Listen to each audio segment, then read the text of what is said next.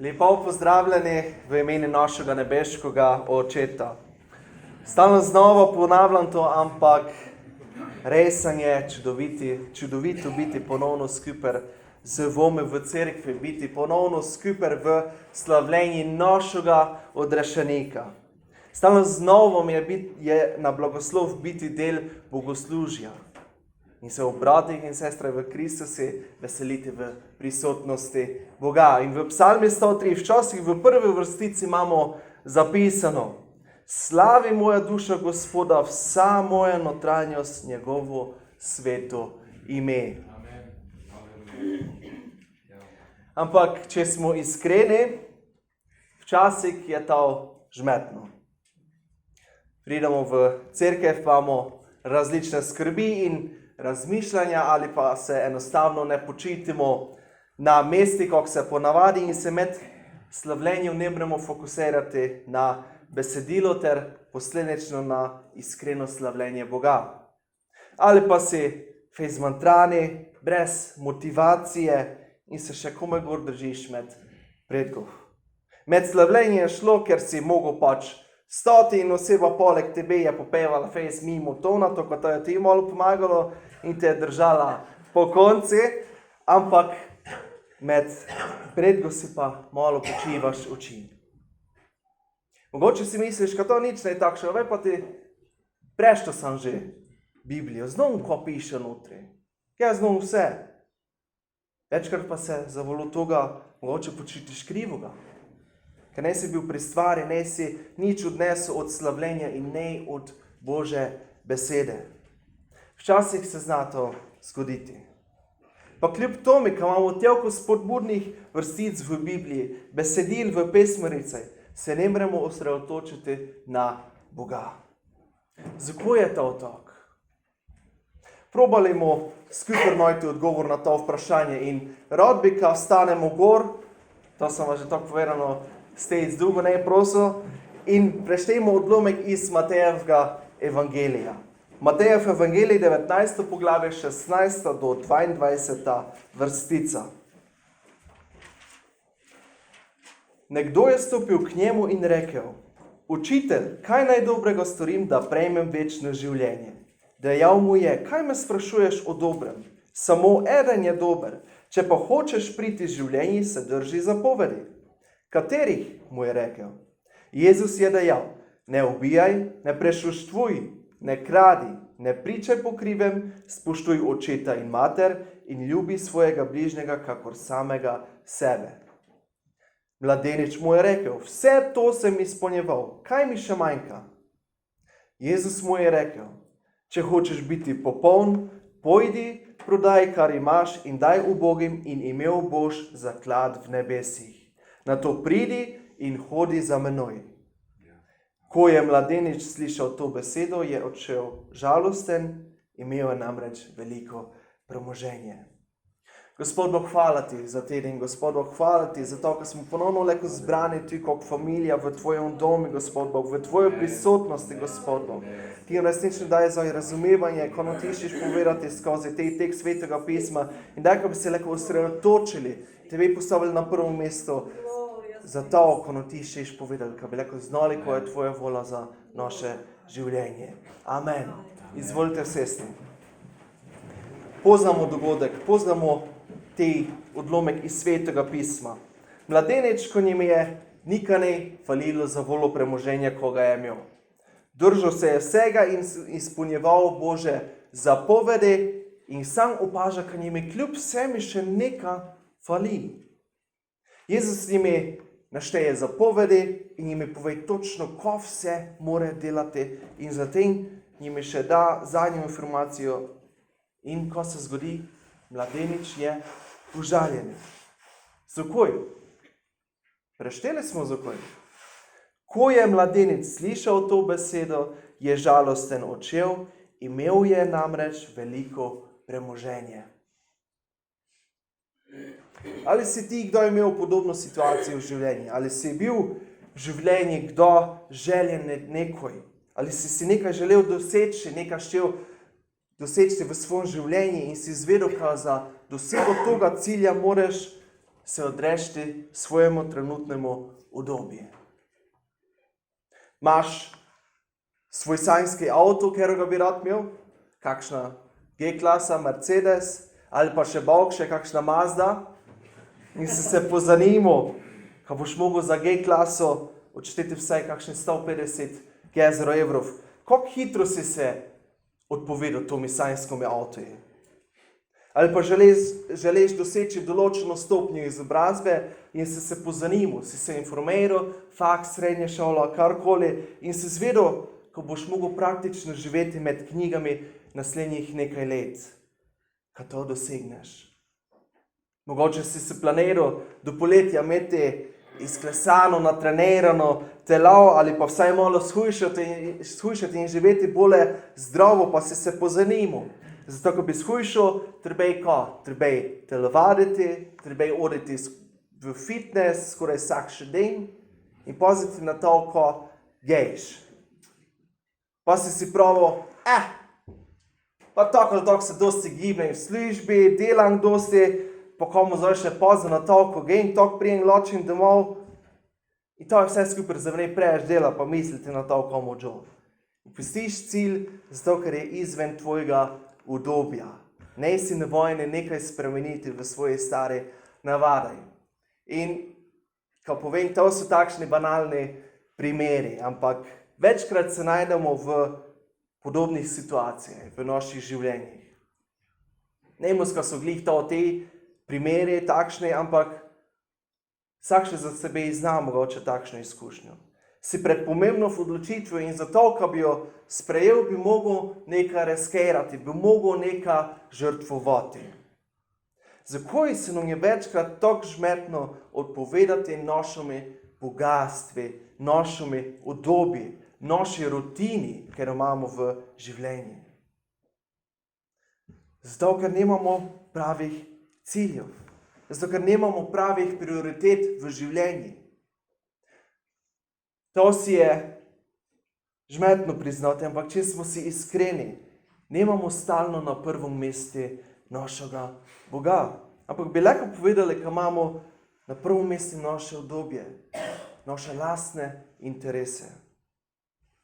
Pogledajmo si tekst, ko smo ga prešteli malo bolj podrobno, ko bomo razumeli, ko Jezus želi tomu mladeniču direktno povedano dopovedati. Mladenič pristopi k Jezušu in ga pita: Učitelj, kaj naj dobrega storim, da prejmem večno življenje? Tu vidimo, ko mladenič pozno sveto pismo, ko je pozno, oziroma ko je znal, ko obstaja še nekaj po tom življenju. Želel si je namreč, kako štemo, pridobiti večno življenje. In že včasih na začetku opazimo, da je mladenič imel napačno razmišljanje. Razmišljajo v okviru pravičnosti dobrih del. Kaj naj dobrega storim? Torej, štero dobro delo naj napravim, kar se pridobim, jaz večno življenje.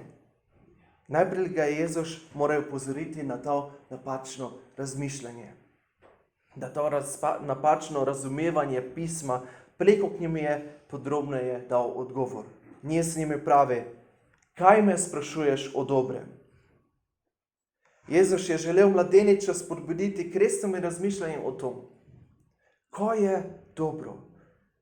Še posebej zato, ker se je Jezusovo pojmovanje dobrega fejs razlikovalo od tega, kako pa so to razlagali verski voditelji tistega časa. Te so namreč bili mnenja, ko si z nekim fejs dobrim delom lahko prislužil večno življenje. Samo eden je dober, pravi Jezus.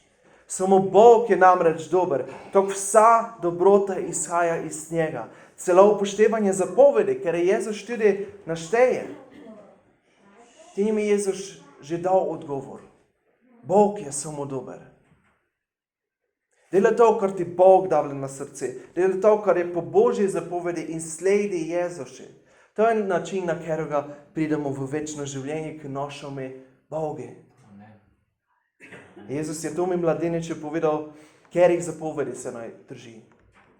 Naštel je: ne ubijaj, ne prešuštvuj, ne kradi, ne pričaj po krivem, spoštuj očeta in mater in ljubi svojega bližnjega kakor samega sebe. Ampak z upoštevanjem zapovedi si ne pridobimo zaslug pred Bogom. Upoštevanje zapovedi mora biti izraz, mora biti naša iskrenost, izraz naše resnične vere. Sveto pismo nas namreč uči, kaj je odrešenje dar Božje milosti, ker ga prejmemo po veri. Poglejmo v pismo Efežanom, kako je zapisal Pavel. Efežanom 2. poglavje 8 do 9 vrstice. Z milostjo ste namreč odrešeni po veri in to ni iz vas, ampak je Božji dar. Niste odrešeni iz del, da se ne bi kdo hvalil. Prešteli smo.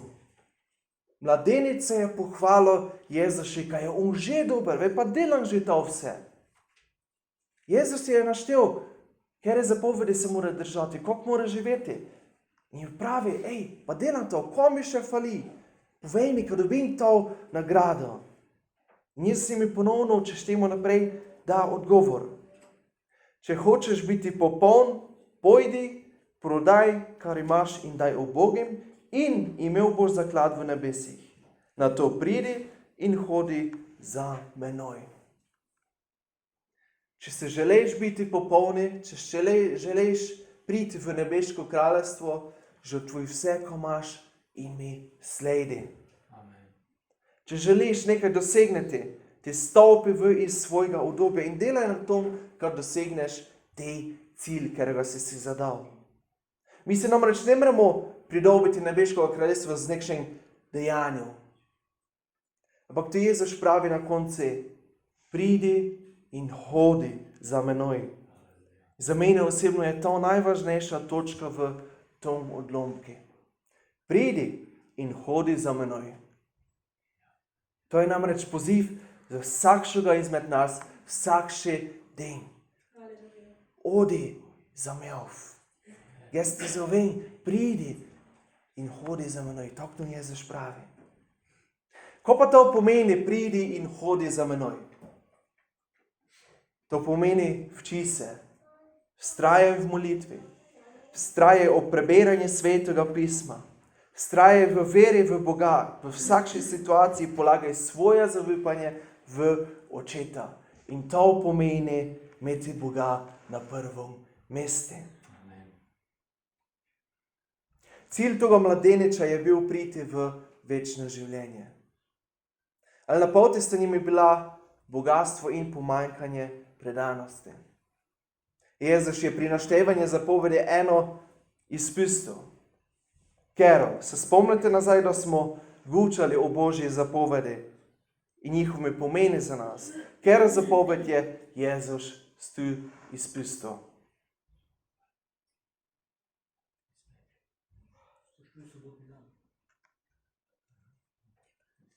Tudi, ampak tu je ena izstopa zaradi tega, ko je te mladenič bil. Ne poželi. Točno to. Poželenje pa je bila mladeničova glavna težava, ker ga je odvračala od tega, ko bi prišel v večno življenje. Povedal je, on se je vsega držal, ko je bilo. Vseh zapovedi. Ampak to njim je falilo. Ko bi lahko prejel večno življenje, se je ne šel odpovedati tomu udobju, ko ga je imel. Ne se je šel odpovedati svojimi bogatstvi, ko ga je imel. In ko je tu rešitev? Kako spremenimo našo prioriteto? Kako postavimo Boga na prvo mesto? Da smo toliko let vojeni že nekšnega življenjskega stila, nekšnega življenjskega udobja, lahko povemo. In zdaj sicer to smo gnez dobili, ampak odgovore imamo v Svetom pismi. Ta draga sveta Biblija. Kako lahko postavim Boga na prvo mesto, če pa naštem Svetega pisma? Kako lahko upamo, ko bomo dosegnili z dobrimi deli večno življenje pri Bogu, če pa Jezus pravi, kaj je samo Bog ti, ker je dober. In kako smo prešteli v pismi Efežanom, niste odrešeni iz del, da se ne bi kdo hvalil. Ko bi delali dobro, ko predstavlja Bog, Oče v nebesih, tega moramo spoznati. In to lahko napravimo le ob preberanju Svetega pisma. Dragi moji, jaz vrvnem, ko smo vsi že prešteli Sveto pismo. Ker so vsi že prešteli Biblijo in ne samo in nauk. Preberanje in preučevanje dogodkov v stari in novi zavezi vedno znova spoznavamo, kako resnično dober je naš Gospod. In prav to spoznanje, ki je kako dober je naš Gospod, nas ti pela naprej, ko delamo dobro. Ne zavolj to, ko bi nas drugi videli, ne zavolj našega udobja, ampak zato, ker nam ta Bog polaga na srce, ker tudi drugi videli okoli nas, kako mogočen, kako dober je naš Gospod. In Sveto pismo je duhovna hrana za vsakšega kristjana. Ne bomo mogli v veri zrasti samo z obiski bogoslužij v nedeljo ali pa molitvenih bogoslužij v sredo ali pa s poslušanjem predgeh in prepevanje pesmi. Vse to je dobro, ampak moramo biti željni, ko bomo bliže Bogu. Ko bomo imeli vedno bolj pristen, vedno bolj osebni odnos z tem, ker je edini dober. Ko pa nam davlja to Sveto pismo tako dobrega, kaj je tako pomembno za nas. Ko se včimo ob preučevanju in ob preberanju Svetega pisma. Včimo se resnice. Dobivamo spodbudo. Skozi preberanje nas Bog krepi v naši veri. In pogledamo si za primer 4 laži, ker nam jih naš neprijatelj šatan proba podturiti v naše misli, v naša življenja. In prva laž. Jaz sem sam. Osnovno sem sam. Vsi okoli mene so me zapustili, nišče me ne razume. Jaz sem sam. In kje v Bibliji najdemo eden izmed primerov zapisanih resnice na to laž hudiča. Janez 16. poglavje, 2-3 vrstica. Glejte, pride ura in je že prišla, ko se boste razkropili vsak na svoje in me pustili samega. Vendar nisem sam, kajti Oče je z menoj. To odlom, ki Jezus pravi svojim učencem direktno, ko ga pustili samoga. Kdo je šel skozi najvišje obdobje v svojem življenju. Kdo je šel skozi to trpljenje na toj zemlji. Učenci so imeli vero, ampak ne zadosti vere, ki bi ostali trdni, če bi se soočili z nesrečo. Jezus je tu znal, kar je njih spodletelo. Pa kljub to mi pravi, če niste me pustili samoga, Oče je zmel. In zato, ker je bil Oče z Jezusom, je on tudi z nami, če mu vrvali, če mu zavipali. In druga laž.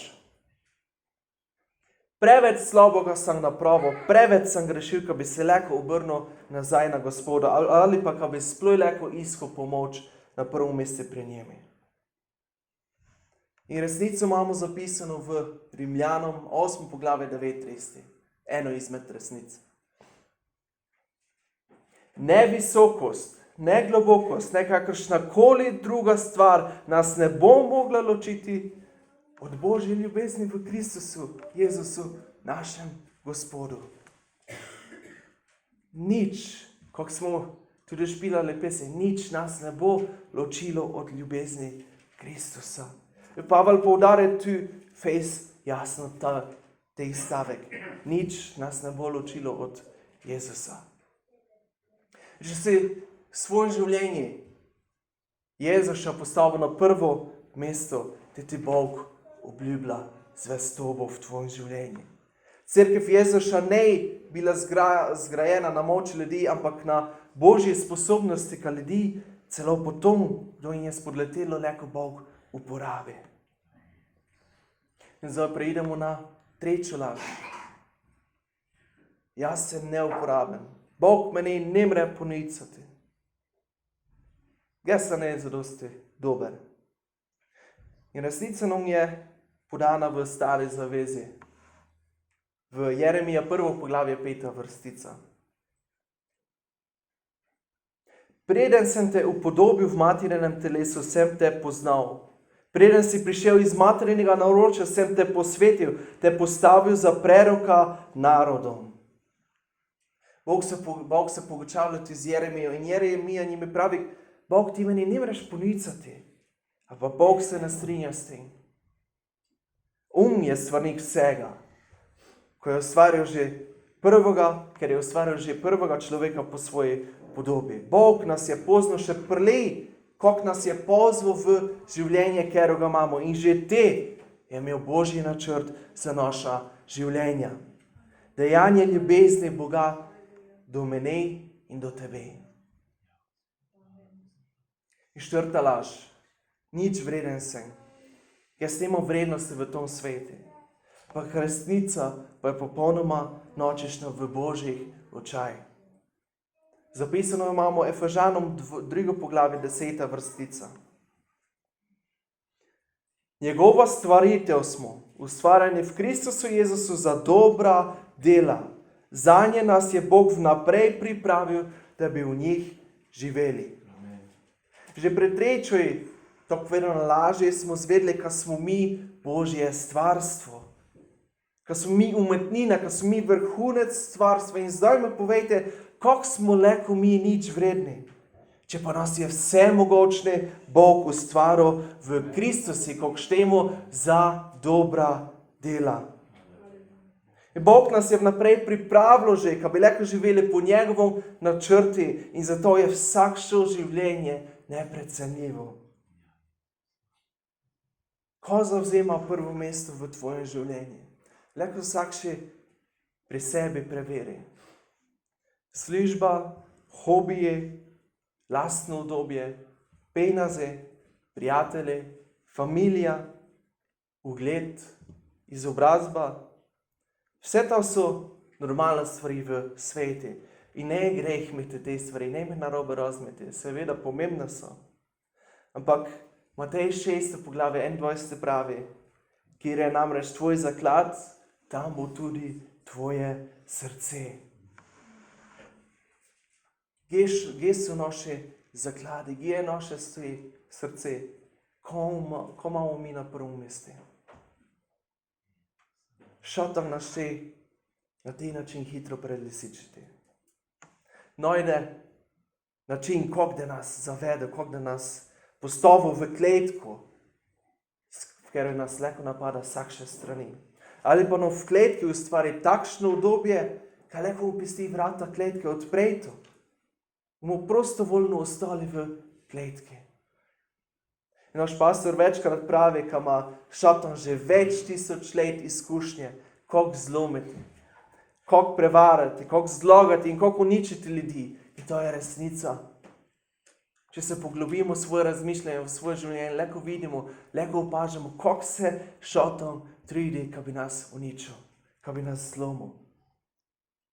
Zato pa pridemo večkrat v cerkev zamorjeni, neigvišni, zmatrani, zaskrbljeni, ker nimamo Boga stalno na prvom mestu. Zato ker pustimo, ker nas šatan napada, ker nam uničavlja naše prioritete.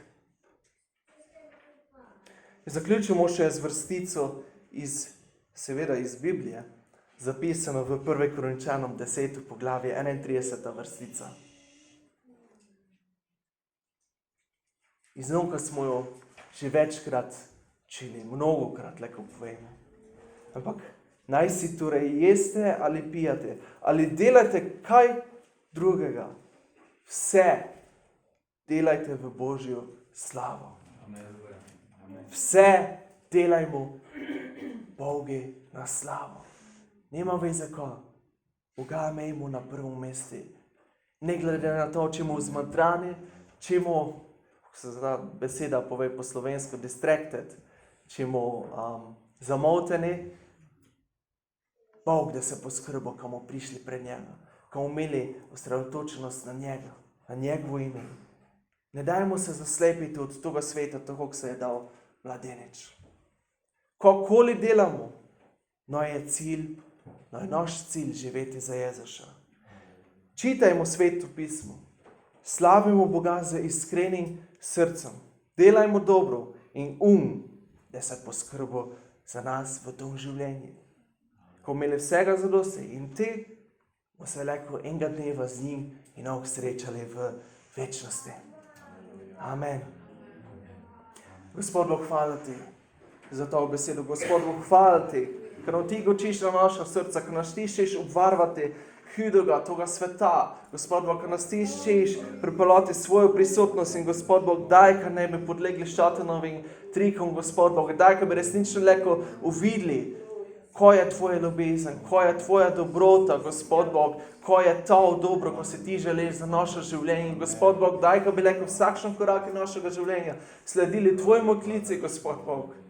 Daj, ker bi lahko sledili resnično tvoji besedi, ker imamo zapisano v tvojoj svetoj reči. Amen. Amen.